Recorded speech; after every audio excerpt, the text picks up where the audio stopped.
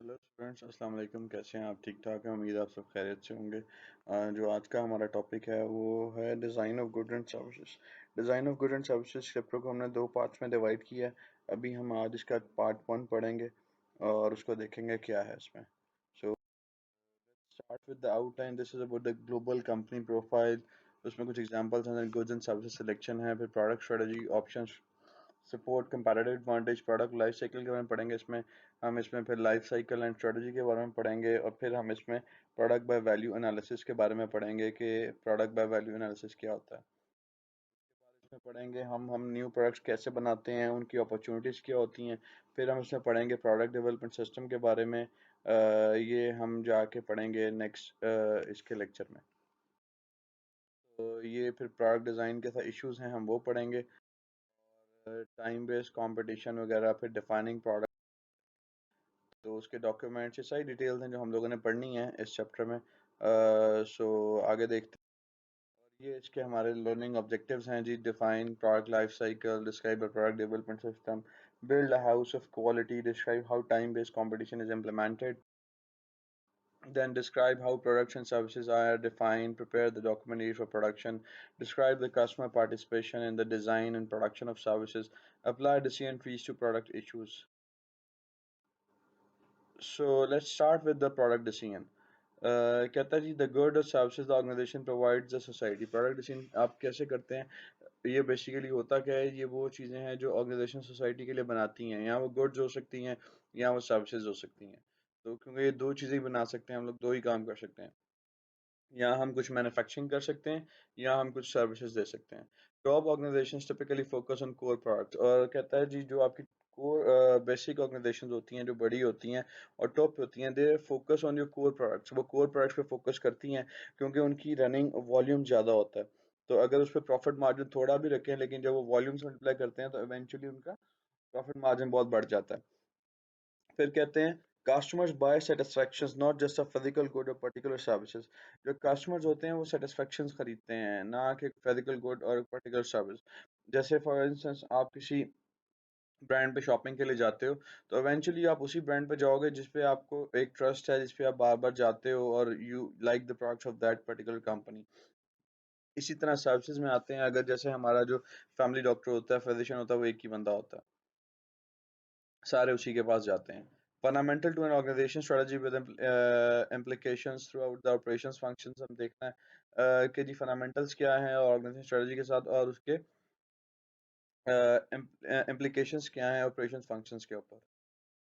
फिर कहता है प्रोडक्ट स्ट्रेटजी ऑप्शंस क्या होती हैं। तीन टाइप्स की ऑप्शंस हो सकती हैं आपकी प्रोडक्ट स्ट्रेटजी बनाने के लिए। पहली है डिफरेंशिएशन, दूसरी है लो कॉस्ट और तीसरी है रैपिड रिस्पांस। ये हम पहले भी पढ़ चुके हैं, सो हम इसमें ज़्यादा डिटेल में नहीं जाएंगे। हम थोड़ी थोड़ी बात कर लेते हैं। डिफरेंशिएशन क्या होता है?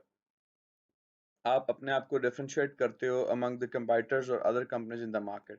उनके हिसाब से आप क्या डिफरेंट प्रोडक्ट बना रहे हो, आपकी प्रोडक्ट में क्या यूनिकनेस है, आपकी प्रोडक्ट में क्या अच्छी सर्विसेज हैं, क्या अच्छे फीचर्स हैं, क्या ऐसे फीचर्स हैं जो कोई और नहीं दे पा रहा।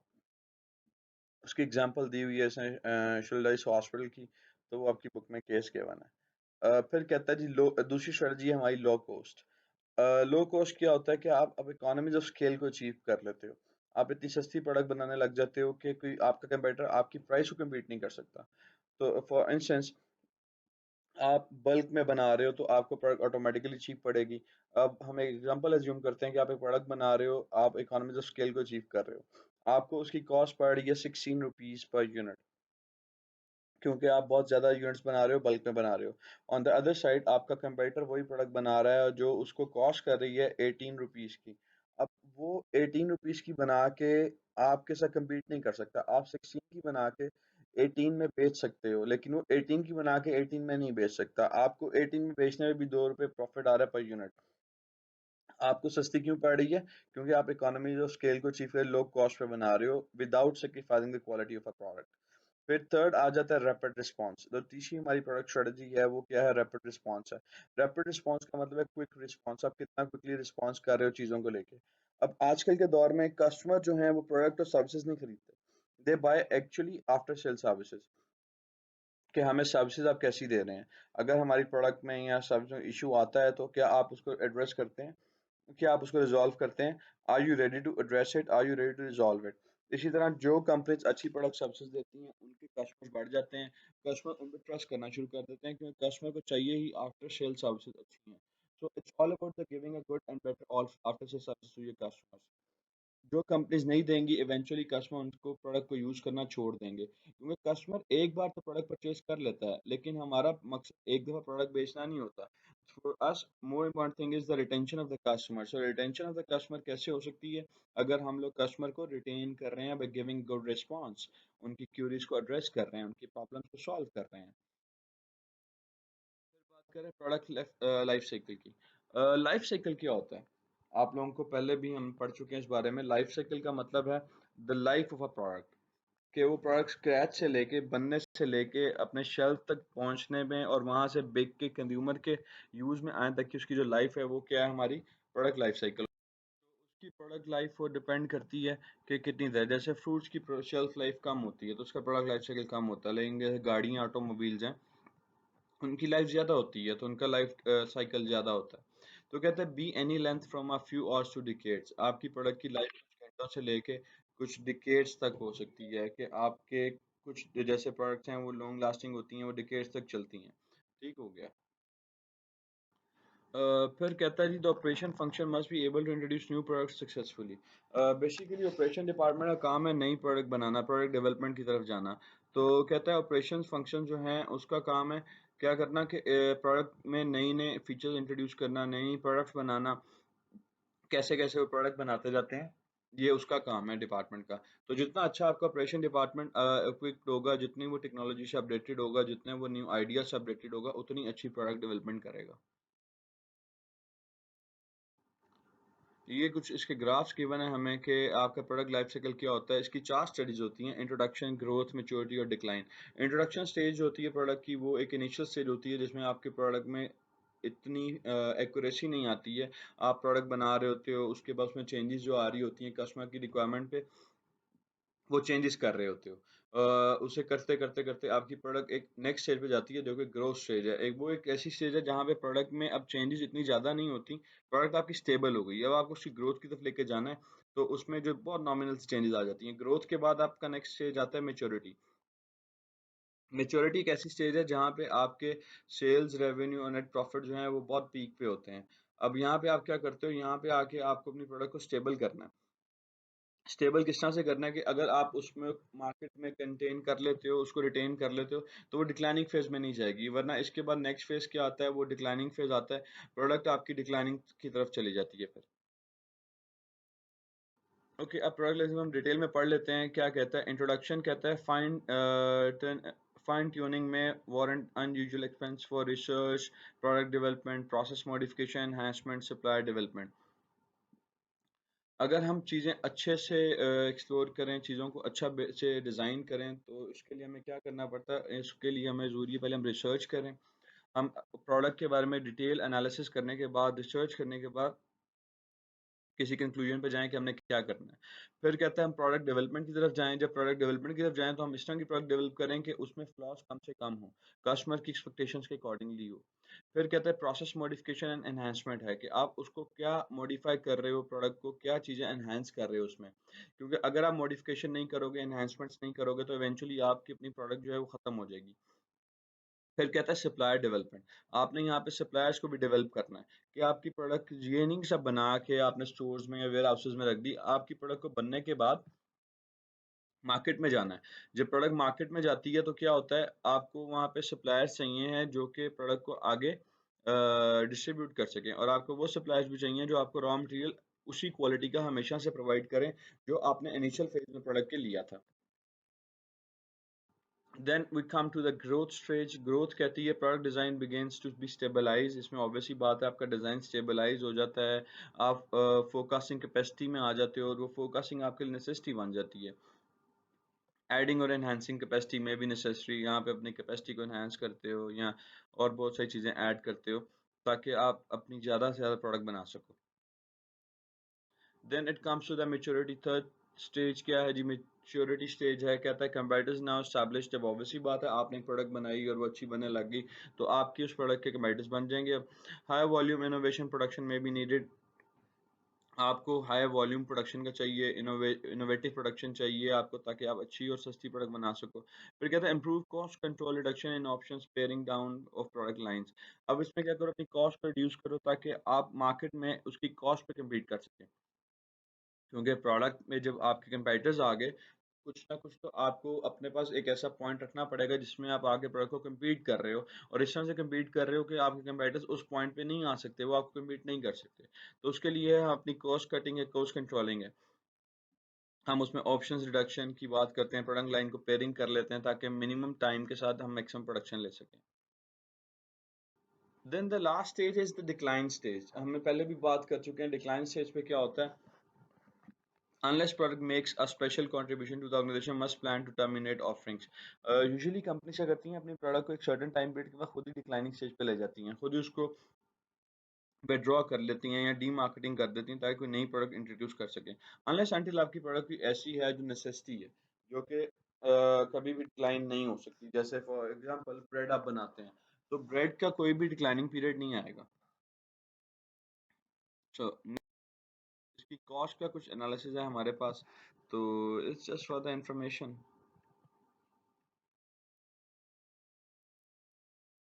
So the next topic is product by value analysis। Value analysis क्या होता है, अब वो हम देखते हैं।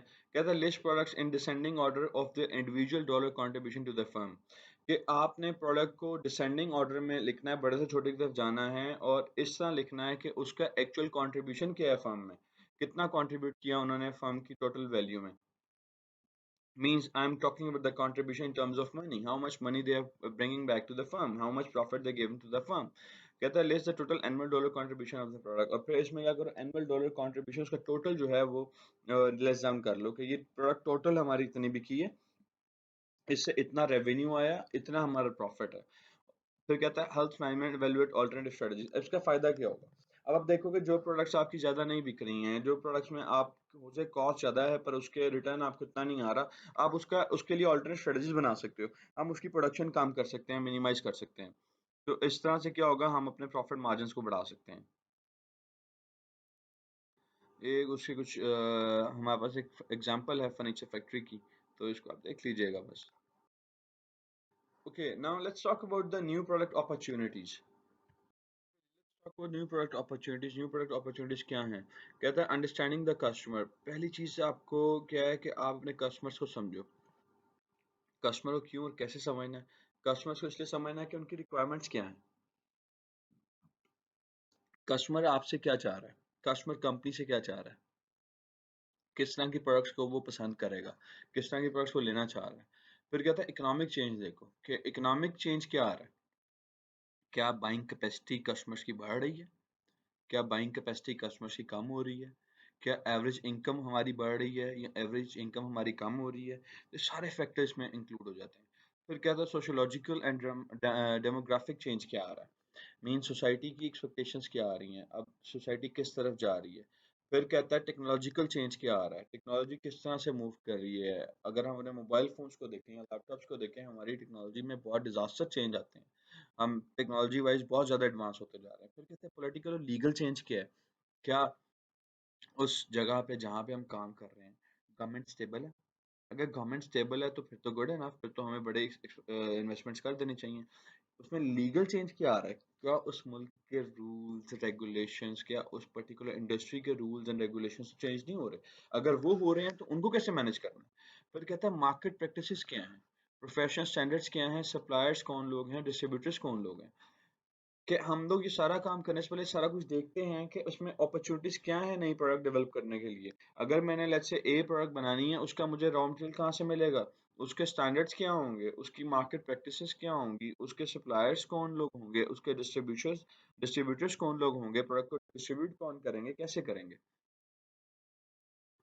फिर कहता है प्रोडक्ट डेवलपमेंट सिस्टम की बात करता है कि प्रोडक्ट डेवलपमेंट सिस्टम कैसे बनता है। प्रोडक्ट डेवलपमेंट सिस्टम हम दो पार्ट्स में इसको डिवाइड करते हैं। पहले कहता है scope of product development team, उनका स्कोप क्या है, वो किस तरह सोच रहे हैं। फिर कहता है scope for design and engineering teams. अब दोनों तरह की टीम्स काम करती हैं, एक प्रोडक्ट डेवलपमेंट टीम है, एक डिजाइन और इंजीनियरिंग टीम है।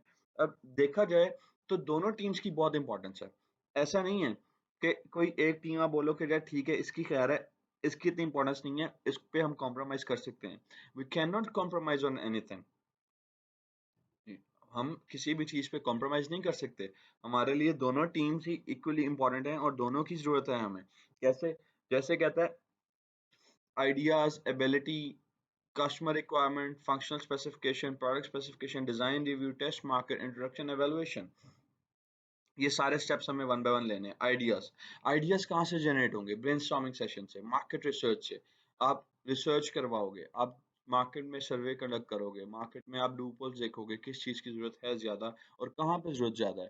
फिर आप एबिलिटी पे जाओगे, एबिलिटी में देखेंगे हमारी क्या कैपेसिटी है, क्या हम वो प्रोड्यूस कर सकते हैं, क्या हम मार्केट की रिक्वायरमेंट को फुलफिल कर सकते हैं, क्या हम मार्केट के अकॉर्डिंगली अपनी प्रोडक्ट बना सकते हैं, क्या हम मार्केट में रहते हुए वो चीज़ें प्रोवाइड कर सकते हैं जो मार्केट की रिक्वायरमेंट है। Then move to the customer requirement. अब हम अपनी एबिलिटी देखने के बाद हम कस्टमर रिक्वायरमेंट्स पे आते हैं। कस्टमर की अब क्या एक्सपेक्टेशन है हमसे, कस्टमर किस तरह की प्रोडक्ट चाह रहा है, कस्टमर कैसी प्रोडक्ट में क्या क्या फीचर्स चाह रहा है और किस प्राइस रेंज में उस प्रोडक्ट को चाह रहा है। अब इसके बाद आता है काम फंक्शनल स्पेसिफिकेशन।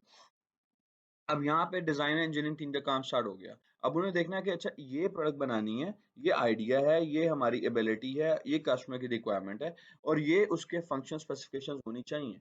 फिर आपने देखा प्रोडक्ट स्पेसिफिकेशंस क्या होंगी, उस प्रोडक्ट में क्या क्या फीचर्स होंगे, क्या स्पेसिफिकेशंस होंगी इस प्रोडक्ट की। फिर डिजाइन रिव्यू देखना है कि कौन सा डिजाइन बेहतर है जिसमें हम कॉस्ट भी बचा सके और मैक्सिमम बेनिफिट ले सके, क्योंकि हमारा पर्पस है प्रोडक्ट बनाना नहीं है, हमारा पर्पस है अपने प्रॉफिट को भी मैक्सिमाइज करना है।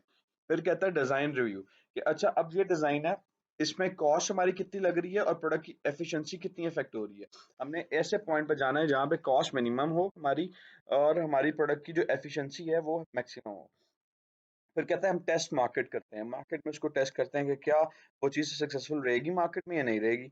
अब यहाँ पे आके scope and design engineering team का काम खत्म हो गया। अब फिर आपने जाना है, दोबारा वापस जाएंगे डेवलपमेंट टीम के पास जो start with the customer requirement से। अब वो उस प्रोडक्ट को इंट्रोड्यूस करेंगे मार्केट में। अब इंट्रोड्यूस करने के बाद दो पॉसिबिलिटीज हो सकती हैं, यहाँ प्रोडक्ट आपकी मार्केट एक्सेप्ट कर लेगी या मार्केट उसको रिजेक्ट कर देगी। अगर तो मार्केट इसको एक्सेप्ट कर लेगी तो गुड एनफ, अगर रिजेक्ट कर देगी तो भी हमें डिसहार्ड नहीं होना, हमें उसमें इम्प्रूवमेंट्स करनी है। लेकिन ये पता कहाँ से चलेगा हमें, ये एवेल्युएशन में जब जाएंगे तब पता चलेगा कि अब प्रोडक्ट क्या मार्केट ने एक्सेप्ट कर लिया या मार्केट उस प्रोडक्ट में कुछ चेंजेस चाहती है। अगर चेंजेस चाहती है हम उसके अकॉर्डिंगली वो चेंज भी कर देंगे उसमें। तो ये सारे स्टेप्स हैं। अब आप देखो कि आपका जो स्कोप प्रोडक्ट डेवलपमेंट टीम है उसका काम स्टार्ट होता है कस्टमर रिक्वायरमेंट से लेके एवेल्युएशन तक। उसमें क्या क्या आ जाता है? customer requirements, functional specification, product specification, design, review, test markets, introduction और evaluation। और फिर जो आपकी इंजीनियरिंग टीम का काम है वो क्या है? Functional specification, product specification, design review और टेस्ट मार्केट में ये काम करते हैं। तो इसका मतलब है दोनों टीम्स हमारे लिए इक्वल इंपॉर्टेंट है और उनकी इंपॉर्टेंस को आप नेग्लेक्ट नहीं कर सकते हो। अब आ गया क्वालिटी फंक्शन डिप्लॉयमेंट कि आपने प्रोडक्ट तो बना ली, उसमें क्वालिटी फंक्शन कैसे डिप्लॉय किया जाएगा। अब ये भी एक इम्पॉर्टेंट टॉपिक है। कहता है आइडेंटिफाई कस्टमर वांट्स, आपको कस्टमर की वांट्स का पता होना चाहिए। Identify how the good services will satisfy customer wants, आपने फिर देखना है कि गुड और सर्विसेज कस्टमर की वांट्स को कैसे सेटिस्फाई करती हैं। मींस जो गुड्स आप बना रहे हो, जो सर्विसेज आप दे रहे हो, आप कैसे कस्टमर की वांट्स को सेटिस्फाई करते हो। फिर कहता है relate customer wants to product house, अब आपने देना है कस्टमर की वांट्स को उस प्रोडक्ट के हाउस के साथ लिंक करना है कि अच्छा ये वांट ये फीचर उसका फुलफिल करेगा, ये वांट यहाँ से फुलफिल होगी, ये वांट यहाँ से फुलफिल होगी, उस सबको आपस में कंपेयर करना है। फिर कहता है डेवलप इंपॉर्टेंस रेटिंग, फिर आपने उसकी रेटिंग डेवलप करनी है। evaluate competing products, then you need to evaluate the competing products, कौन कौन सी प्रोडक्ट्स हैं जो compete कर रही हैं आपके साथ। फिर कहता है कंपेयर परफॉर्मेंस टू डिस्क्राइब तो डिजायरेबल टेक्निकल एट्रीब्यूट्स, और की परफॉर्मेंस को पे कंपेयर करो वो डिजायरेबल टेक्निकल एट्रीब्यूट्स है जो एट्रीब्यूट्स हमने डिसाइड किए थे कि हमारी प्रोडक्ट में ये एट्रीब्यूट्स होने चाहिए।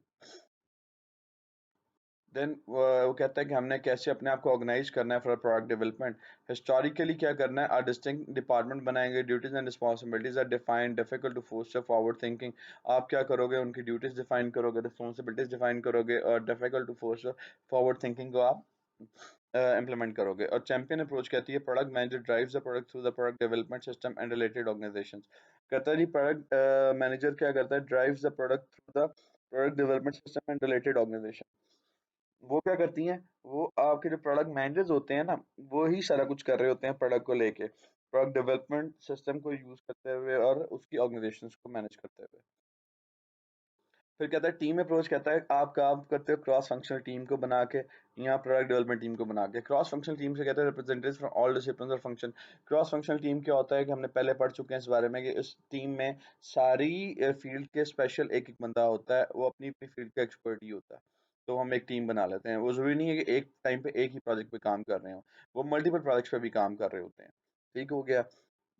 फिर कहता है प्रोडक्ट डेवलपमेंट टीम, कहता है वो होती है जो डिजाइन फॉर मैन्युफैक्चरबिलिटी टीम्स और वैल्यू इंजीनियरिंग टीम्स के लिए काम करती है। अब इसमें ये डिफरेंट टीम्स हम बना सकते हैं। और जापानीज अप्रोच कहता है होल ऑर्गेनाइजेशन अप्रोच है, नो ऑर्गेनाइजेशनल डिवीजन। वो कहता है भाई ऑर्गेनाइजेशन डिवीजन नहीं होनी चाहिए, हर बंदा हर किस्म का काम कर सकता है। This is the Japanese approach. फिर कहता है मैन्युफैक्चरबिलिटी एंड वैल्यू इंजीनियरिंग, कहता है इसके बेनिफिट्स क्या हैं।